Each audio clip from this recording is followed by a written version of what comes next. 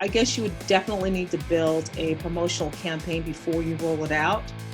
And like for Instagram, you would want to have hashtags, have it over IGTV, build anticipation towards it, and then put some money into advertising, buying some ads to promote the rollout of that video. We're back, folks. In Focus Podcast, episode number 13. Thanks again for tuning in to this podcast. I'm your host, Austin Black with BackroadProductions, where we focus on marketing campaigns that your customers cannot ignore. So glad you joined us today as we talk about video strategy and the 7 steps that you need to implement to create an effective video strategy for your campaign. Too many times people just create their video without having a plan, without having a vision, without having any goals, and therefore it doesn't work, it fails. So we are on a mission to end that craziness, end the nonsense of spending money on video projects that don't do anything. You've got to have a strategy. We're here to give that strategy to you. These are the 7 steps that we use to create a strategy for brands just like yours. So thanks for joining today on the In Focus podcast. I am excited to have this conversation with Leilani Haywood of Haywood Marketing and Communications. Leilani is avid in social media and email marketing, and today we're going to talk about your distribution strategy. The bottom line is you can create a really awesome video, but if you don't get it in front of the right people at the right time in the right place, it doesn't matter because they're not going to see it. They're not going to engage with it. You're going to lose. You're going to waste your money. Your connection, your campaign is going to fail. So a distribution strategy is so important to making your campaign succeed. And we're going to talk about how you can do that on social media, on your website, through your email. We're going to dig into what elements you should consider to have an effective distribution strategy. Folks, thanks for tuning in. Enjoy my conversation with Leilani Haywood. Hey, folks, we're here on the In Focus podcast, season number 2. I'm here with Leilani Haywood of Haywood Marketing and Communications. She is a rock star in the social media and email marketing world and is really going to rock our world today in terms of creating a distribution strategy for your brand when it comes to video strategy. Said she owns a Haywood Marketing and Communications, been doing that for 10 years, and helps nonprofits and businesses sell products and services through email and social media.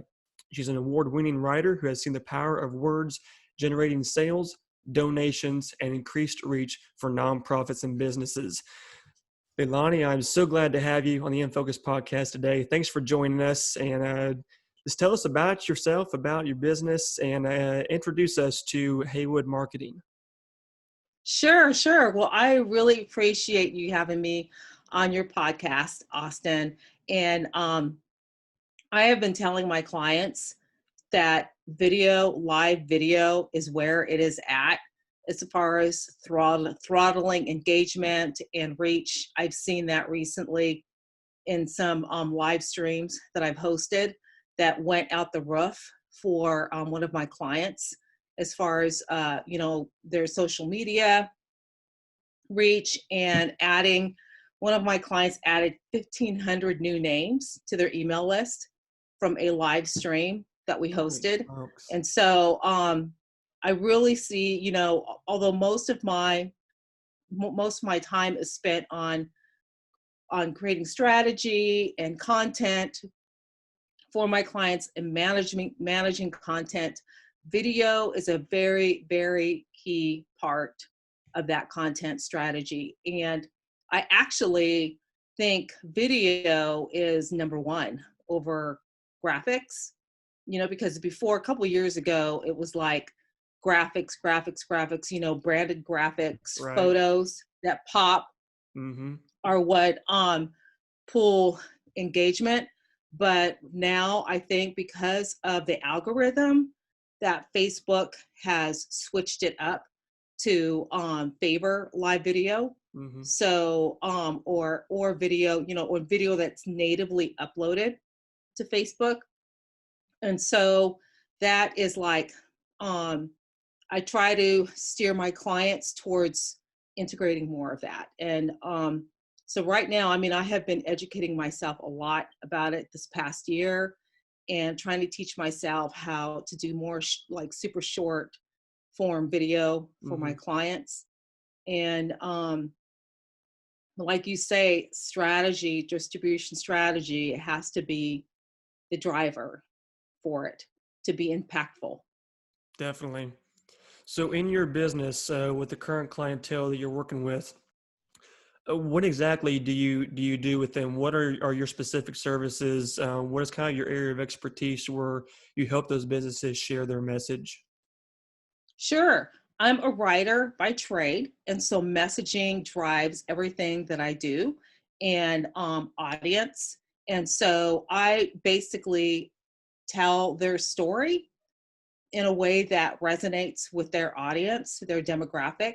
And so one of my clients is a global nonprofit, and I work with a team out of Germany and Switzerland. And so the content that I create for them is translated into like 7, 8 other languages, Oh, wow. into French, Italian, Spanish, Russian, Portuguese, German.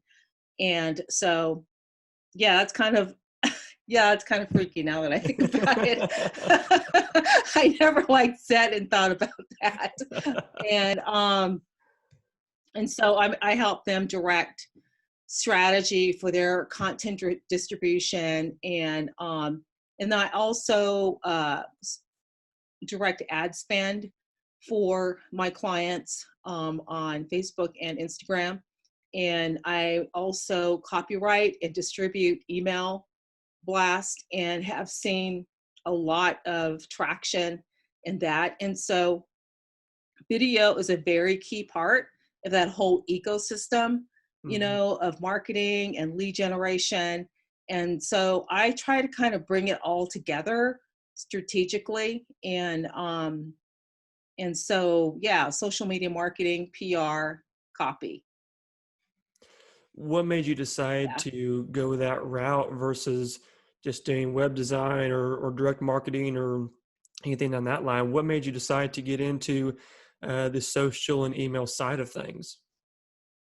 What I think it was seeing how small businesses, when Facebook is rolling out, I was working for an ad agency as their copywriter, and Hmm. I was on this team where we were putting together, we called it at the time internet content management. And so like this tool for our clients to manage their content on the internet. And the agency at the time was planning on charging $5,000 a month for you know their vertical to use this tool. And Hmm. so I guess I saw like at the beginning the potential for social media for businesses, small to medium sized businesses and nonprofits.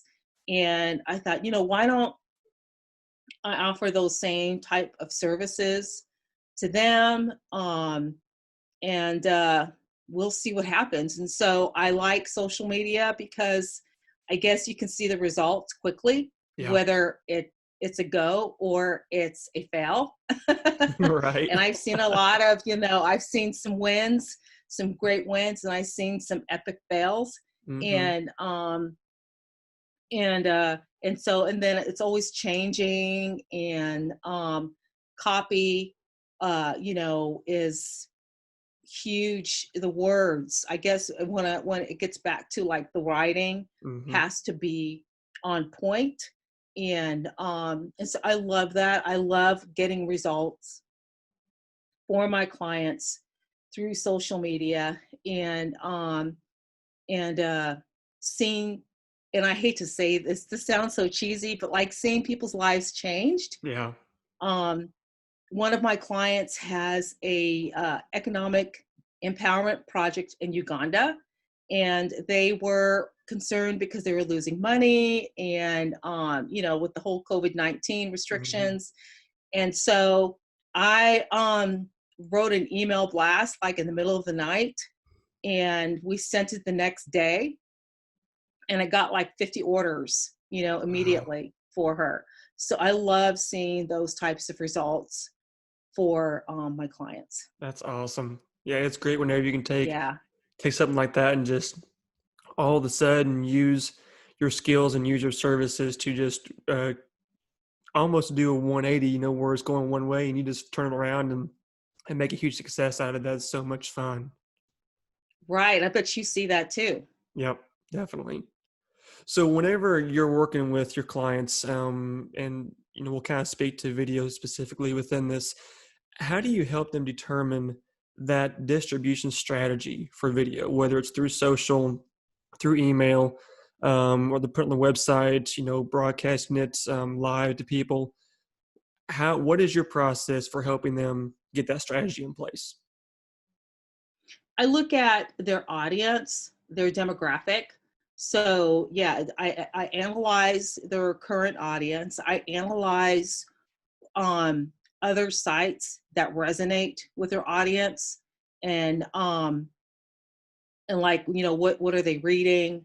What are they concerned about? So it's like a deep dive, like an analysis, and I call it a social media audit, where I look at what their current footprint is, and Mm-hmm. then look at some of the sites that their audience follows. Like an example is, one of my clients is a publishing company, and they also provide coaching services where they coach thought leaders on how to Mm-hmm. write a book. And so I looked at Michael Hyatt, because Michael Hyatt is like a huge thought leader with this group. So Mm-hmm. I look at his content, and his flow, his certain words that he uses. I mean, it's yeah, it's you can really, like, I try to drill down to the data Mm-hmm. on what your market, your demographic wants to hear, wants to watch. And so for that particular client, I suggested like doing some live videos on just like leadership insight, leadership wisdom, um, that that his vertical would like to watch and read, Mm-hmm. and so it works. So are you pretty Yeah. much, most of the stuff that you're working with, are you keeping it to social and email, or are you having some clients that are pushing content out to their website, or to a live event, or even just, a direct in-person distribution? What does that look like with the people that you're working with? Well, one client, we just hosted a couple live streams over YouTube, Mm-hmm. and then we had an interactive chat stream going, and I mean, I think we had about like over 60,000 views Wow. of that video. It was 3 hours long, Mm-hmm. and it's interesting because the longer you go, the more people jump in, Yeah. and so for that particular client, starting from, because of the restrictions with COVID-19, starting like last week, we're doing more live stream events. And so, but it's kind of a mix between, because we are, we're sharing that content. Yeah. So we're bringing in these leaders within, it's a global ministry. So it's last week we did a 3-day, it was like praying for people for healing, Mm-hmm. and people that do that all over the world. And I mean, it just like blew up. That's And awesome. so I think there's like learning the especially YouTube, as a Mm-hmm. platform, because you can use YouTube, you can use Zoom, you can stream it over Facebook as a Facebook live stream, and then a YouTube stream at the same time, or you're more familiar with that than I am, but being able to uh, work in more live streams from people that are thought leaders Mm-hmm. within your industry and hosting events, that that wasn't even, I mean, I hate to say this, but that wasn't even on my radar until my client basically, we have a team out of Berlin that they're the ones that are technically, running everything behind the scenes Mm-hmm. technically. And my job is just to promote it and reshare the links. And it's amazing because those live stream events, like I said earlier, added, I think I added almost 1,000 new followers on a Facebook group. Man. So that's another thing is, okay, Facebook, live video is organically favored within the Mm-hmm. Facebook algorithm. But then also, if you can put those to the people that are watching that live stream into a group, and because they're already, wanting Right. what you're saying, Yep. and so that live stream, yeah, added almost 1,000 new people to the the group, and added 1,500 new email Mm. addresses, like right off the bat. And so I would highly, highly recommend companies to look into hosting. I guess it would be like a virtual summit, Yeah. and like they could hire you to run it, right? Right. And then they have like these people that are leaders within their vertical, and those leaders are going to go share, promote that live stream to their Mm-hmm. audience. So if you got like a couple of them, I mean, you could add thousands of new people to your Definitely. group, your Facebook group, and thousands of new email addresses. So I mean, I don't know how much I'm sure it costs, some Right. money to do that, because we had some, really nice, we had videos, like we started probably 10 minutes in. Mm-hmm. That's when it went live. But before that, it was all like videos promoting what we do, Yeah. and to get the people involved, to get them to click on the link to subscribe to an email Sure. newsletter, to join our Facebook group. And so if you can add that into the mix before and after, Right. that is like gold. Yeah. So Yeah. let's speak to that a little bit then, because something that we do a lot of work with is those targeted marketing campaigns they're thought of ahead of time, they're produced ahead of time, they're distributed on Facebook with a specific strategy or through email or on the website. It's pre-recorded, pre-published, pre-produced, everything, for a specific purpose. Whenever you are determining how to get those videos out that you have planned and prepared, shot and everything, what are some ways to really get that same exposure and get that same interaction with people that you get from a live video, but it be a video that you've already produced and published and have ready to go, to be evergreen essentially? Sure, sure. You could have a host a watch party for that video. Mm-hmm. And that would entail, I mean, you would need to invite people, tell them what time you're going to be hosting it, maybe have some giveaways while you're hosting the watch party. And then the other key thing is, we had moderators. We had like Mm-hmm. 3 to 4 people that were moderating the comments, because we got like thousands of comments. I mean, Wow. it just went crazy, insane. And so if you have some people assigned early on, hey, Mm-hmm. to be part of like the host team, and then maybe plan a couple of minutes, like 10 minutes in, to do a giveaway, or yeah, just something to keep them pulled in to the broadcast. Gotcha. Yeah, yeah, I hope that makes that sense. Facebook Watch is becoming huge component for businesses to Yeah, incorporate. the watch party, and then also asking people to add you, Mm-hmm. um, so that you can stream from their page. So that's what we did. Is we had, well, the hosts were associated with other organizations that had a large following, Mm-hmm. and so we gave them permission to stream into our page.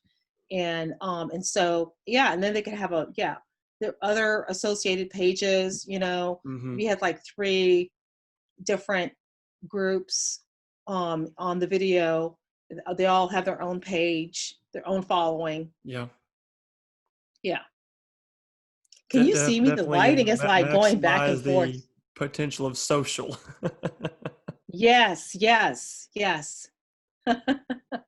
So let's flip that over a little bit then, and let's talk more from a higher level perspective of strategy. Let's say that you're a brand that's going to produce a campaign, and you aren't necessarily going for that live viewership action, but you're going for a marketing campaign that um, whether you're going to use it on social and have your page push it out and put dollars behind it, or if you're going to send it through an email campaign. But your intention is that people will see it over and over and over again. It'll kind of be a longer 4, 5, 6 month long campaign.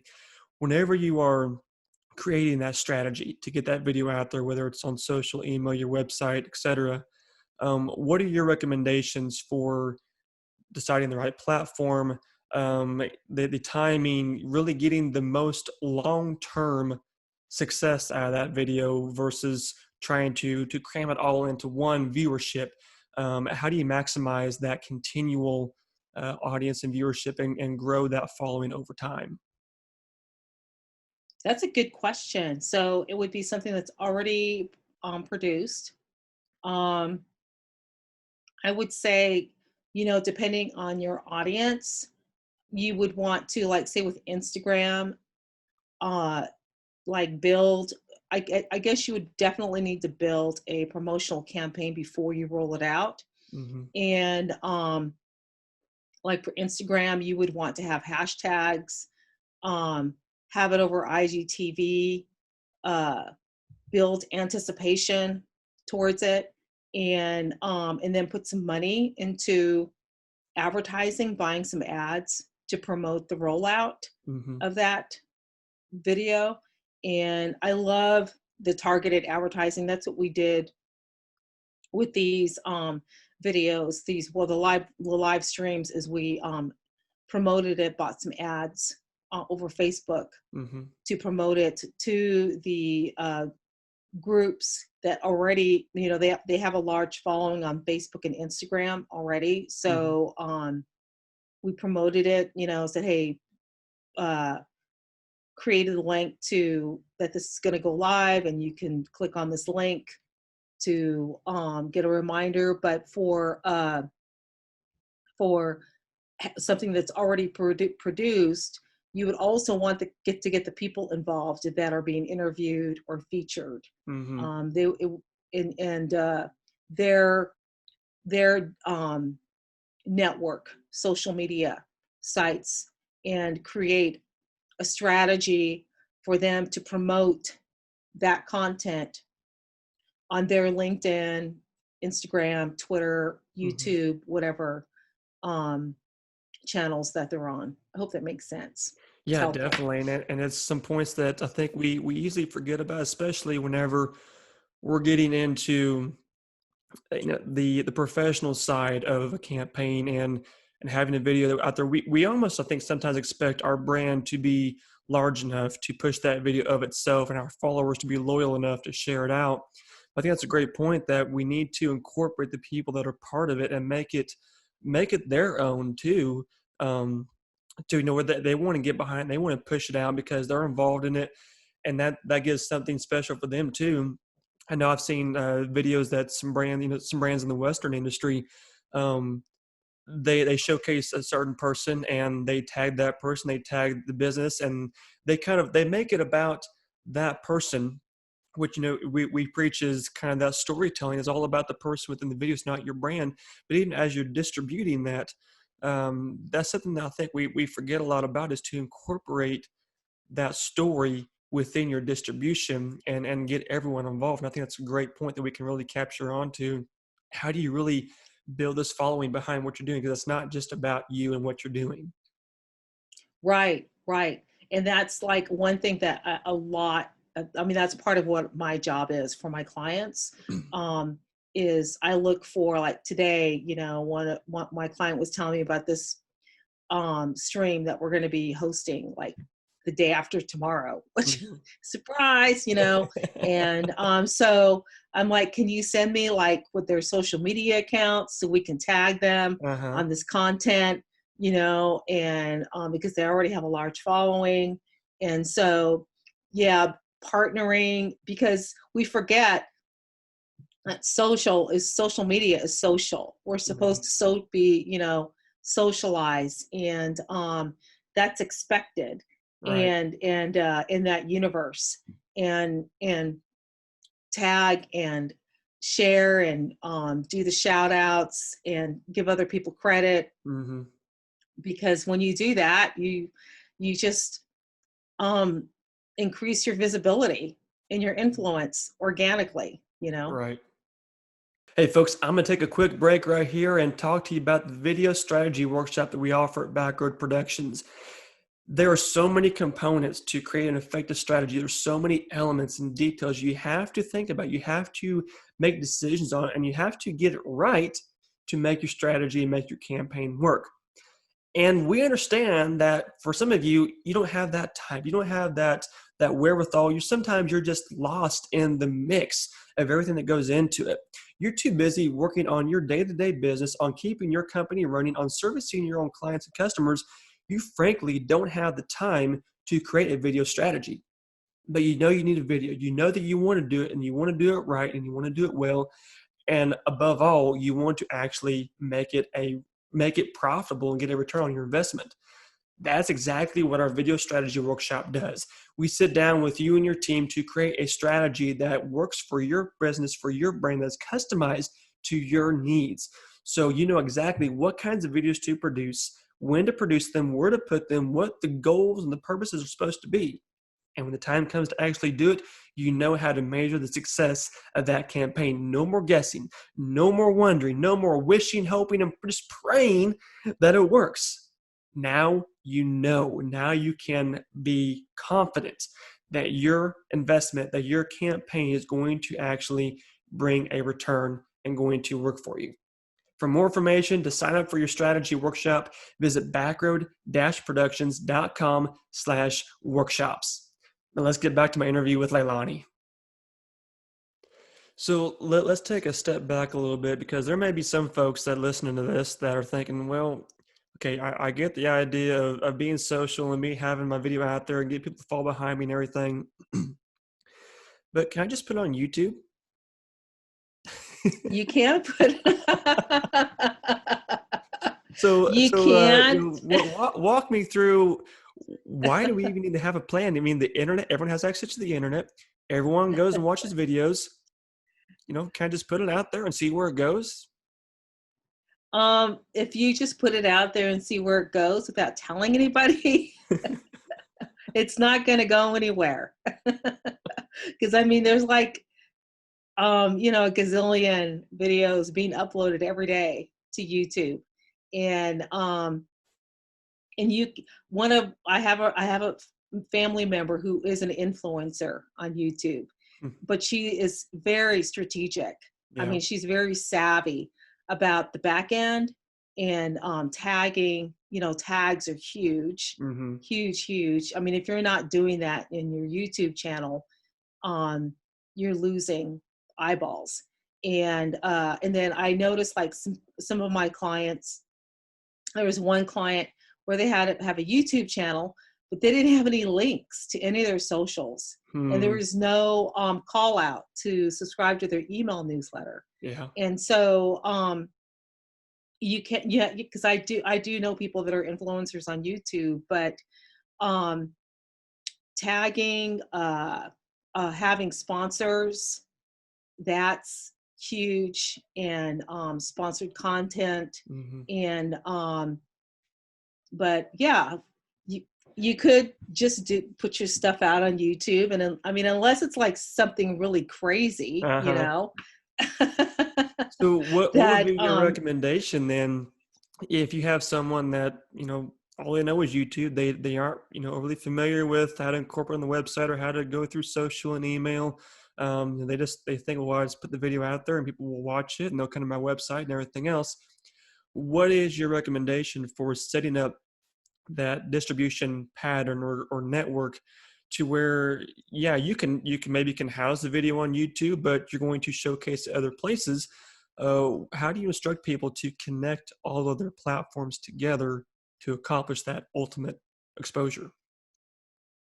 Right. So it's like an ecosystem that you're creating, and and then so I guess I would go back to, why do you want to be on YouTube? Do you want to just be famous, Mm-hmm. or do you want to eventually make money?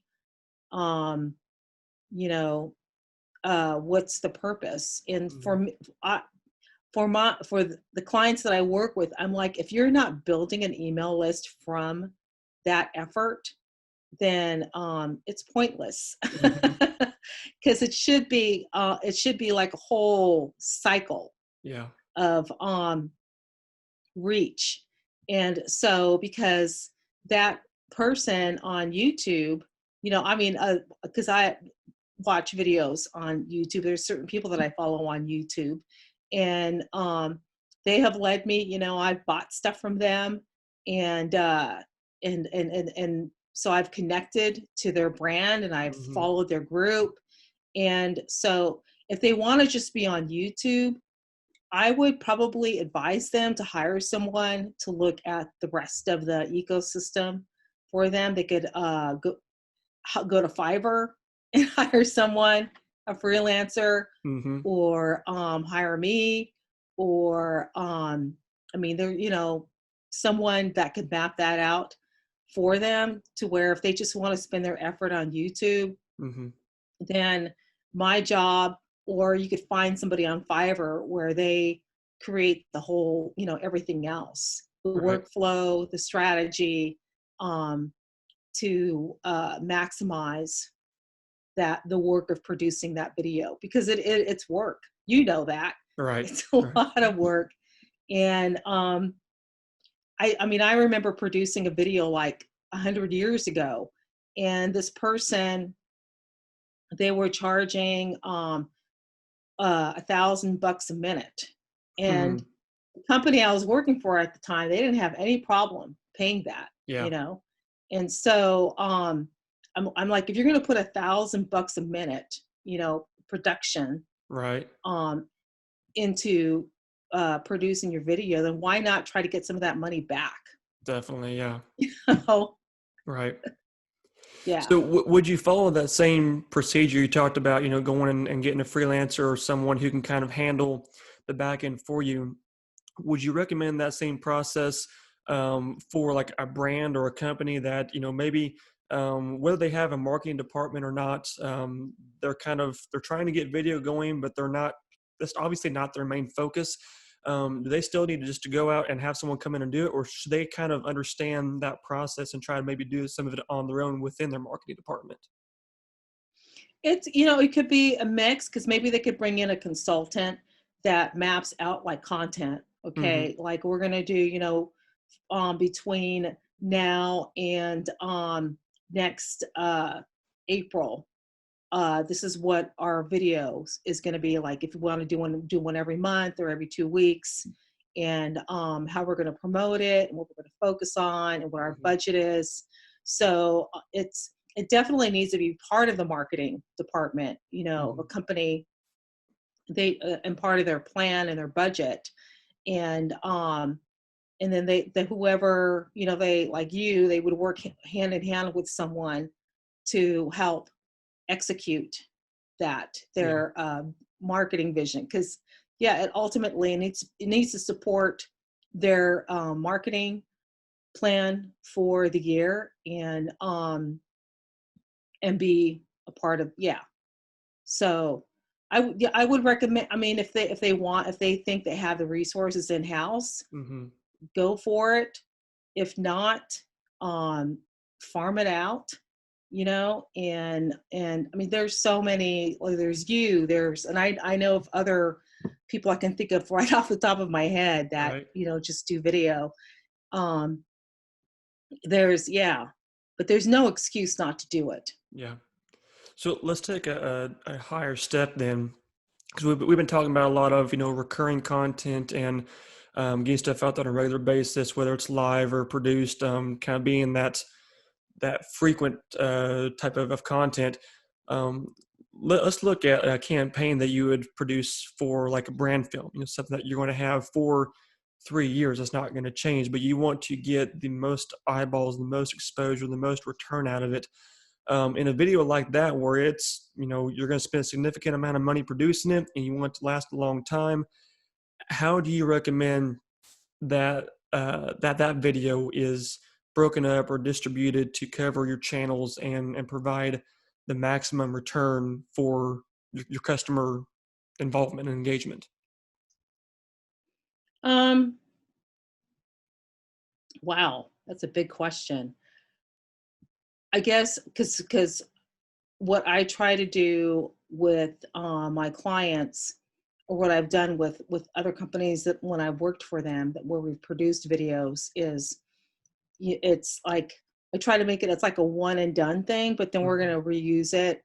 We're going to use parts of it, chunks of it throughout the year, Mm-hmm. and for different purposes.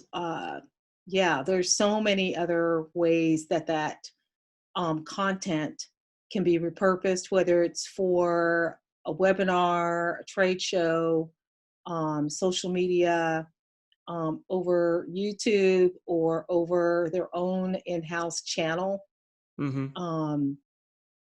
their own branded channel, or and then there's and then we haven't even talked about like uh, other other networks that are looking for content. They're always looking for content. Right. Could that be repurposed for the ag TV or Mm-hmm. something, or Yep. um, so yeah, that's what I would. I would look at if I was to uh, direct something that had a 3-year shelf life. That is probably what I would look at, as like all the of how I could repurpose that content Mm-hmm. for all these different uses. I hope that makes sense. Yeah, definitely. I think that's something that we want to maximize exposure. So if we can get that video and we can reuse it and repurpose it and take different pieces out of it, have us on the website, push some pieces out to social every now and then to direct back to that website, send it out on email campaign. I mean, the most that you can get out of that one piece of content, obviously, you're going to really increase your exposure and your potential engagement and bring customers in. It's never really a one and done deal. We kind of always try to make it where it's continually performing, continually bringing in new business. So that going across multiple platforms, I think is a great option. And with that said, why don't you dive in just real quick to the most common video platforms that you've experienced, and maybe how those platforms handle video, what the benefits of them are, just kind of a high level, so folks that have never produced videos, never put them out there, know what they're dealing with, or what they can kind of look for and prepare for whenever they're actually distributing. So are you talking about like YouTube or Vimeo or? Yeah, yes. I mean, yeah, any of your social platforms, compared to website or email, just the different places you can put a video, how it works, how it likes video or doesn't like video. Because I know, like, even among the social platforms, Facebook and LinkedIn, they treat video differently. Vimeo and YouTube are a little bit different. So just an overview of how online platforms treat video, and what to keep in mind whenever you're selecting your platform. Sure, sure. Well, like Instagram, they rolled out IGTV for longer video, which you can have video for up to 60 minutes, for up to an hour on there. And then if you want to like broadcast just within their feed within Instagram itself, you have it's like a limit of a couple minutes. And Mm-hmm. so it has to be really short. It should be a teaser into your IGTV broadcast. LinkedIn Yeah, you're right. LinkedIn is super fussy about video. And I have done some live videos on there, which, they were so in performance. Hmm. But I think there's a lot of potential for video on there. I have uploaded videos and have gotten really good responses on there. And I think because I think because a lot of people still aren't doing it, Yeah. that you could make a huge impact on LinkedIn um, by uploading video or Hmm. sharing video. But uploading is definitely, or going live is preferred organically within its algorithm, where you can get more eyeballs on it. And Facebook, uh, that they just rolled out a creator studio or live producer, Hmm. which you're probably more familiar with that than I am, where I'm still not as familiar with it. You can because Facebook is I trying to position itself as the preferred uh, platform for Hmm. video over YouTube, which I think YouTube's always going to dominate though, um, because I like YouTube's platform for editing. Hmm. Adding cards and call to action within it, and their platform for editing and creating is so robust Hmm. and for creators compared to Facebook Creator Studio, which they're still like at the beginning of it. But one of the things that Facebook is rolling out is a messenger rooms where you can have live video chats within Messenger for like up to 100 people. Interesting. Hadn't heard about that. Yeah, yeah. Mark Zuckerberg announced it like last week, all these Okay. new things that Facebook is rolling out. Interesting. So I'm wondering if there's like a thing against Zoom, I think it might like like move into some of Zoom's Yeah. market. But so but definitely LinkedIn is more like short form, to the point video, Mm. motivational, focusing yeah, motivational video, or focusing on products or services, because it's B2B. Yep. And Facebook, um again, more motivational type videos work there on that platform. And then just I think that's where you could get into like behind the scenes with the Hmm. company, and more like how to use your product or your service if you have a Facebook group. So that, yeah, that kind of ties back into like whatever your client's social media strategy is, Hmm. in using groups. But groups is where is like the best place to introduce um, like a deep dive into the product or service on Right. video. I Yeah. was just reading a book the last couple weeks by Claire Diaz Ortiz about building a social media brand and implementing the story brand framework within that. And one of the things she talked about was how brands are really having to resort, excuse me, to the Facebook group setup just because of the algorithm and because Facebook wants it to truly be engaging and connecting.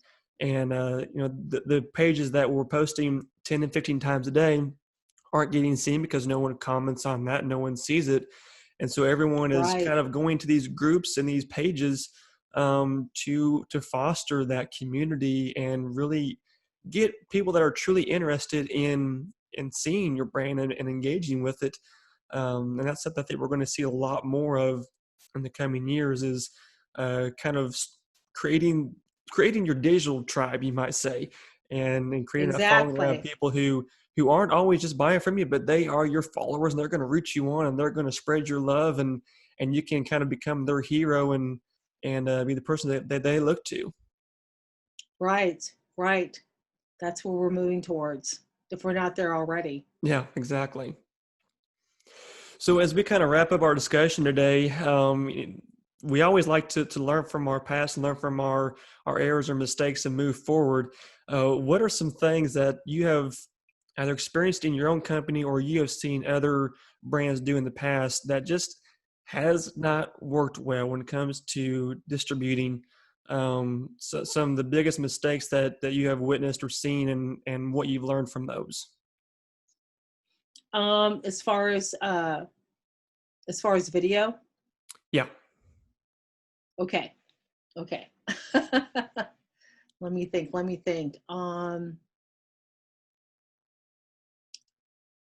Oh gosh.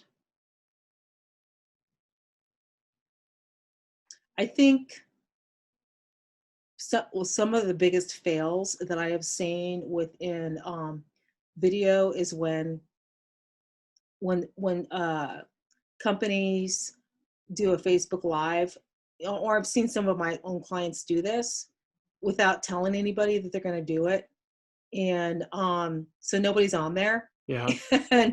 and so that and I have drilled this, and I have said it over and over again, and I am sure I've made the mistake myself, where if you don't tell anybody, that you're going to be on at a certain time, you don't build Mhm. expectancy, you don't promote it, um, then why should anybody watch it? Yeah. And so I've seen that, and then I've seen some unexpected wins, where somebody does jump on, Mhm. but because of what they're saying and the time they're saying it, it just gets, thousands and thousands of views. Right. But I think some of the biggest mistakes that I've seen is when someone has done a live or rolled out a video without any promotion, Mhm. um, and then nobody watches it. Yeah. And to me, that is like such a waste of money. Right. If you've spent this money on producing the video, or I mean, right now, this is money for us. We're spending money doing this, and you don't promote it or tell anybody about it, Mhm. then what's the point, Yeah. And so that's something that I've learned over and over and over again. And Mhm. I think that's why the live streams with this global nonprofit, they were so successful, because there was a lot, like, heavy promotion Mhm. from the beginning. We promoted it in our email blast, we promoted it on our social media, and so they were very successful. Yeah, building that expectation, and I mean, even if it's live, you're building a campaign around that live video still, and fostering the engagement and the expectation of what's going to be like. And it's funny you mentioned, those big wins. That pattern disruption. If you can catch someone at the right time with this just off the wall, I mean, it's true, it's Right. genuine, it's real, and people, they can't click off of it, you know. Right. Right. Yeah, but so many times we expect that, and yet we fail because it wasn't the pattern disruption. It was just hey, we're just going to jump on here and answer some questions, or we're going to show you a behind the scenes deal, but it just there's no build up to it. And I've done a couple of myself where you think, well, okay, we're going to jump on here, and I'm going to talk for 5 minutes and see if anybody has any questions, and no one's there. You just it's Crickets. silent. You don't get anything. Like, okay, why did You're I do like, this? Maybe they'll comment later. They never do. that's when I'm like texting my family, can somebody get on? Right?